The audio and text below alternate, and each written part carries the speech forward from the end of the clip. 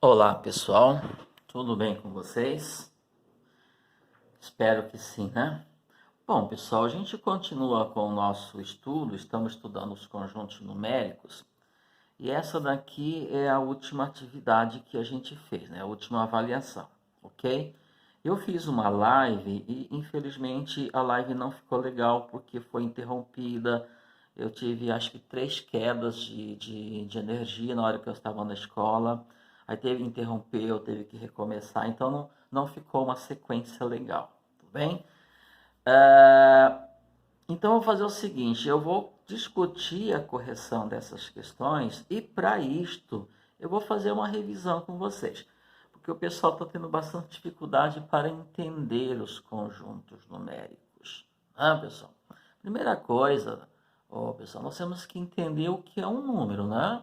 Então, o número é um conceito matemático que foi desenvolvido para expressar quantidade, para medir, para colocar ordem nas coisas. Então, mais fácil para a gente entender é para quantificar as coisas, para você poder contar, para você representar numericamente as coisas. Número é um conceito que você dá para uma quantidade, tudo bem? E isto, né? Essa ideia ela já está pronta porque ela cresce com a gente. A gente nasce no meio dos números, usando números, processando números, né?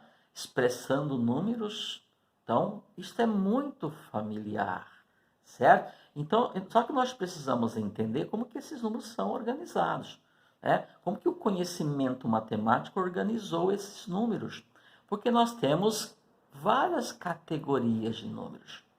Por que essas categorias existem? Porque o homem sentiu a necessidade de quantificar coisas da forma que elas aparecerem.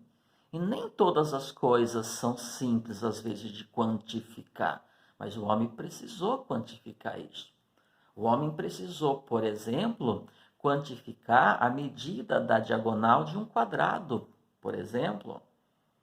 Né? O homem quantificou, por exemplo, ele descobriu o que acontece quando ele pega o comprimento de uma circunferência e divide pelo diâmetro dessa circunferência. Então começam a aparecer números interessantes, né? Que não são tão familiares, não são tão simples da gente entender, mas esses números existem. Então, essa parte da matemática, ela nos ensina a entender esses números. Primeiro, aceitar que eles existem, que esses conceitos existem. E segundo, como é que eu represento eles. Tá? E qual é a característica que esses números têm? Qual é a propriedade deles por eles receberem tais nomes? Então, por que ele é natural? Por que ele é inteiro? Por que ele é racional? Quando que o número passa a se chamar número racional? Por quê? Por que ele é irracional? Por que ele é real? Então, como que esse conhecimento foi construído? A gente não consegue, por exemplo, resolver questão como essa número 1 aqui, ó. Ela é complicadinha sim. Então, para eu entender, para eu conseguir resolver essa questão, eu preciso entender tudo isso. A linguagem utilizada, o que representam os símbolos. Quando eu coloco, por exemplo, aqui, ó, -2 não pertence a Q menos, o que significa esse Q menos? Tudo bem, pessoal? Então, isso é um estudo, a gente tem que se envolver, a gente tem que querer entender isto, tá bom? Então, é o que não está acontecendo. Eu sei que é muito abstrato, é muito complicado, às vezes, para a gente entrar nesse mundo e entender, mas a gente tem capacidade para isso. Por isso, a gente é dotado de inteligência, a gente tem condição de entender e compreender as coisas. Depende muito da gente querer. Tá bom, pessoal? Então, o que eu vou fazer? Praticamente serão vários vídeos, né, várias videoaulas, até nós concluímos todo o conteúdo. Eu vou fazer uma revisão, embora já existe um vídeo meu, uma videoaula, mostrando o conjunto dos números racionais, certo? Eu vou fazer uma revisão nesse vídeo dos números racionais, porque ele é importantíssimo e é o mais complicado para a gente entender. Tudo bem? Aí nós voltamos então para as questões dessa atividade aqui. certo? Bom, pessoal, então vamos lá. Conjunto dos números racionais. Claro, pessoal. Se eu tenho conjunto dos números racionais, quem é que vai estar nesse conjunto? Os números racionais. Ah, mas quando que o número é dito racional? O que ele tem? Qual que é a característica dele? Isso que nós vamos ter, característica dele. Tá? Porque o que forma um conjunto são coisas que produzem, que possuem pelo menos uma característica em comum. Se eu formar um conjunto de peixes, eu não posso colocar um elefante ali, porque o elefante não tem a característica de ser um peixe, não tem a propriedade, né? Quer dizer, a propriedade mesmo que classifica o peixe, o elefante não tem, certo? Tá? Então veja, então para eu montar um conjunto, eu tenho que saber quem é que eu vou colocar ali dentro. Quais são as características dessas coisas, né, que passam a se chamar elementos. Também já estudamos tudo isso. Então eu vou formar o conjunto dos números racionais quando eu entender o que é um número racional. Tudo bem? Então vamos lá. Então, pessoal, chama-se número racional todo número que pode ser representado, que pode ser expresso na forma de fração. Olha só, eu não falei que é racional todo número que é fração. Eu disse que pode ser representado na forma de fração. Eu vou até escrever aqui, tá? Conjunto dos números racionais. Então, vou formar um conjunto de quê? Números racionais. Então, quem que vai estar nesse conjunto? O número que é racional. Então, chama-se número racional aquele que pode ser escrito na forma de fração. Ó, escrevi aqui do meu jeito para a gente entender. Então, chama-se número racional aquele número que pode ser escrito, ó, pode ser escrito, pode ser expresso, pode ser representado na forma de fração. Ok. Primeiro, pessoal, fração é uma coisa, forma de fração é outra coisa. Por quê? Porque um número pode ser escrito na forma de fração e não ser necessariamente uma fração. Onde que eu quero chegar? Quero chegar no ponto de dizer que todo número inteiro, porém, se ele é inteiro não é uma fração, todo número inteiro, ele também é um número racional, porque ele pode ser escrito na forma de fração, certo? Então, o que é fração? Fração é uma parte, algo que foi fracionado. Cada parte de um objeto que foi dividido em parte, cada partezinha daquela lá, chama-se fração. Então, o homem criou a fração para poder contar, para poder quantificar pedaços das coisas. Certo? A fração significa uma parte de algo que foi dividido, que foi fracionado. Isto é fração. Agora, quando eu escrevo forma de fração, existem números que não são frações, porém que podem ser escritos na forma de fração, que são os números inteiros. Quando eu falei para vocês que fração é um conceito que é para representar quantidade que não é inteira, eu tenho aqui uma banana. Olha o tamanho dessa banana, né, pessoal? Isso aqui é uma banana inteira, certo? Isso aqui é um inteiro, é uma unidade, é uma banana, ok?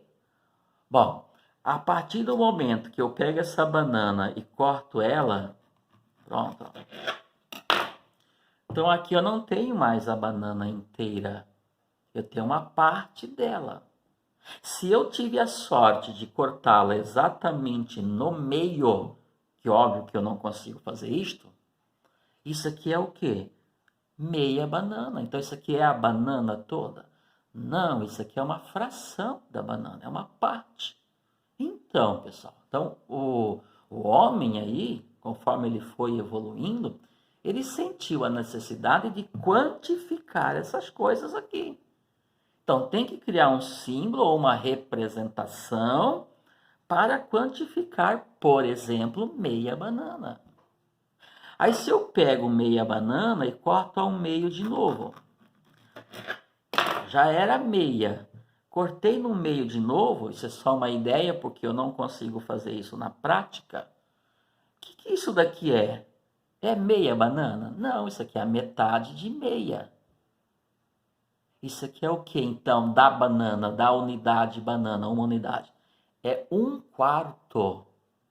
Professor, mas espera aí, se eu dividir em 3, sim, eu dividi em 3, mas isso aqui é a metade de meia. Então, o que eu fiz com a primeira metade, eu teria que fazer com a outra metade também. Pronto. Então, essa aqui já era uma metade, essa aqui é outra metade. Peguei essa metade e dividi ao meio, peguei essa metade aqui e dividi ao meio. Então, o que isso aqui é? Isso aqui é 1/4 da banana.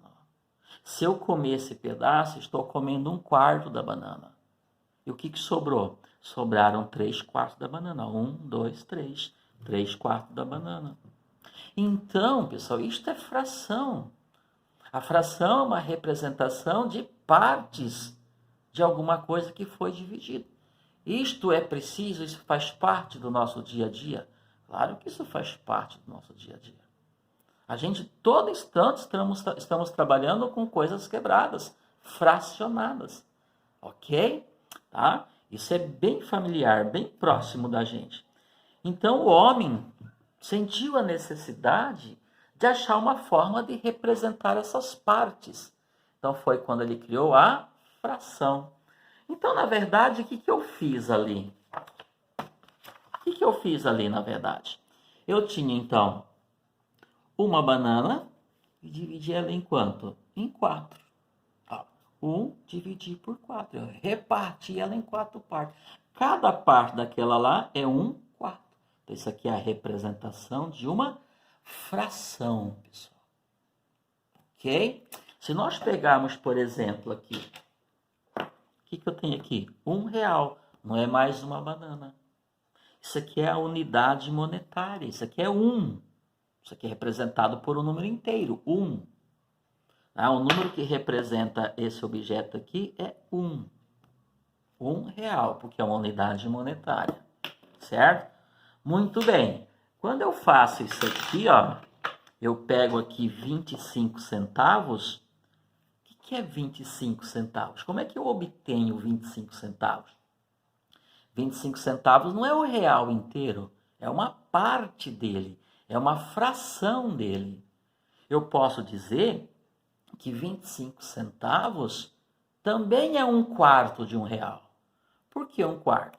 Eu não tenho as 4 aqui, porque 25 centavos mais 25 centavos mais 25 centavos mais 25 centavos dá R$1. Então, 25 centavos é uma fração do real que equivale a 1/4 dele. Professor, mas é 1/4 ou é 25 centavos? É a mesma coisa, pessoal. Porque para eu chegar nos 25 centavos, o que eu tive que fazer? Dividir o real não em 4 partes, mas dividi-lo em 100 partes. Quando eu pego o real, que é um conceito, é uma ideia, né? O real, que ele equivale a uma unidade monetária, ele é moeda de troca, né? Digamos assim. Você pega, ele foi criado para você fazer uma barganha, uma troca. Ó, eu te dou essa moeda e você me dá esse produto. Tá? Claro, não vamos entrar nesses detalhes também, a gente não conclui. Ok, pessoal? Então, como é que eu chego nos 25 centavos? Para eu chegar nos 25 centavos, primeiro eu tenho que criar 1 centavo. E o que é 1 centavo? O próprio nome já diz, 1 centavo. É o real dividido em 100 partes. Então, se você pegar o real 1 e dividir por 100, cada partezinha dessa é o famoso 1 centavo. 1 dividido por 100 dá 0,01. Daqui é a forma fracionária dele, isso aqui é a forma decimal dele. Por que forma decimal? Porque ele foi dividido por 100. Toda vez que eu divido um número por 100, não só por 100. O que o 100 é? O 100 é um múltiplo de 10. O 100 é 10 vezes 10. Então, toda vez que eu divido um número por 10 ou por um múltiplo de 10, 100 mil, 10 mil, 100 mil, 1 milhão e assim por diante, eu estou obtendo um número decimal. Por isso esse nome. Então, vamos começar a fazer essas associações para a gente começar a entender. Então, para eu chegar no centavo, então o nome centavo vem disso, porque foi dividido por 100, centavo, 100, é isso que significa. Então eu peguei o real, dividi em 100 partes. Então se eu fosse fazer isso, quantas moedinhas de R$1 eu teria? 100, nem mais existe moeda de R$1. Eu teria 100 moedinhas. Cada moedinha dessa de R$1 é uma fração do real. Uma fração do real, mas fração correspondente a quanto? Uma parte dele que foi dividido em 100. E como é que eu chego nos 25, então? Pegando 25 vezes o 1 centavo. Eu pego 25 carinhas desse daqui ou desse daqui. Tudo bem? Então, por exemplo, ó, aqui eu tenho 10 centavos. Aqui eu tenho mais 10 centavos. Certo? São frações do real. Aqui eu tenho mais 5 centavos. Então, 10 com 5, 25. Ó. 25 centavos mais os 25 que está aqui numa moeda só, já vai dar o quê? 50 centavos, que é meio real. Sim. O real não foi dividido em 100 partes?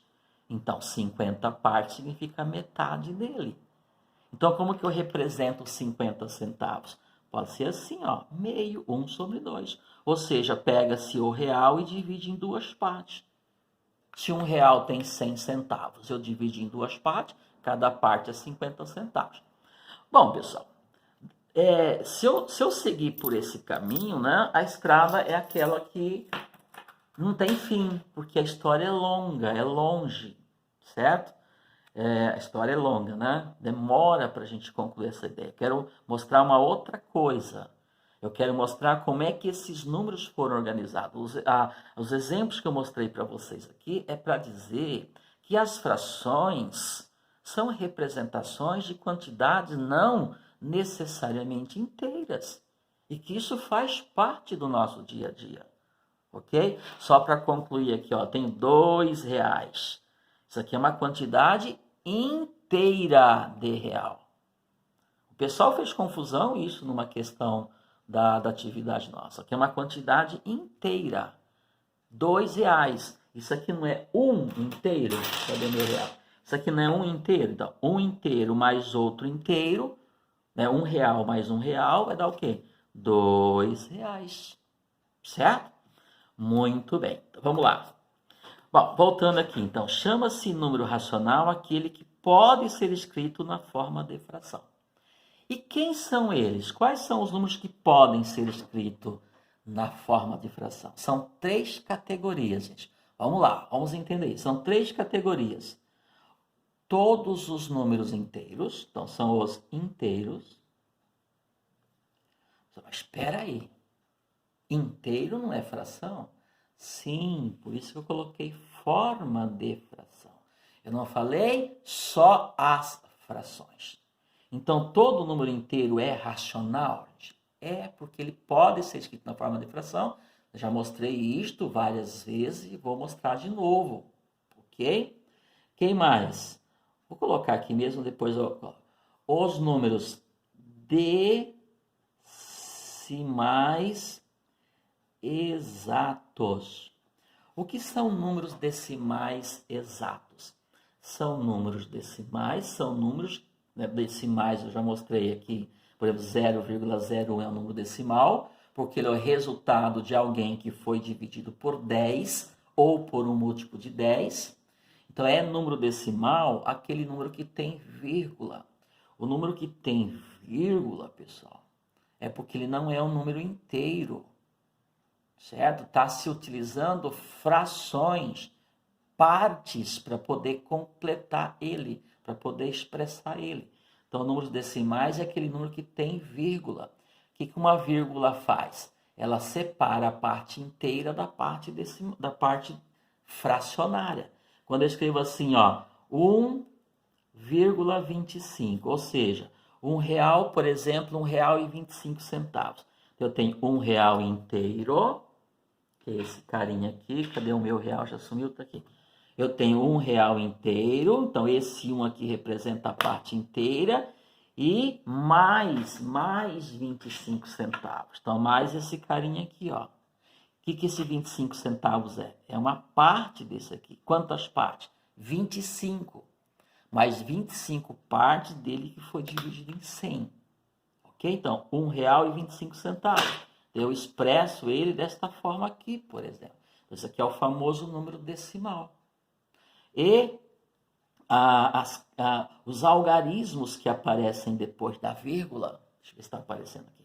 Os algarismos que aparecem depois da vírgula, né, à direita da vírgula, eles formam as casas decimais. Por isso são chamados de números decimais. O que significa exato? Exato, quando ele tem quando ele tem finitas casas decimais.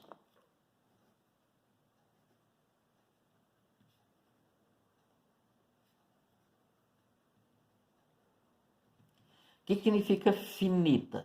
Finita é o que você consegue contar. Então, vou colocar aqui, contável. Então, você consegue contar a quantidade de casas decimais. Ou uma, ou duas, ou três, ou quatro, ou cinco, ou 10, mas você consegue contar. Que esse caso aqui tem 2 casas decimais. Ok? Então, todo número decimal exato, então decimal exato é um número que tem finitas casas decimais.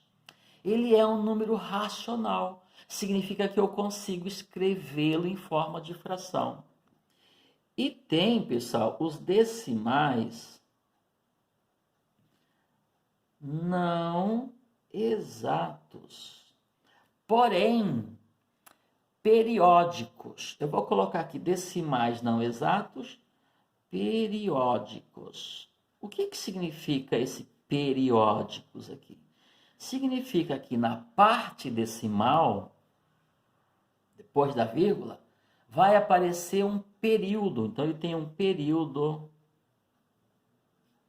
na parte decimal. Ó, tô fazendo um resuminho aqui, tá, pessoal? Tá? Nada com roteiro pronto. Estou escrevendo agora. O que é um período na parte decimal?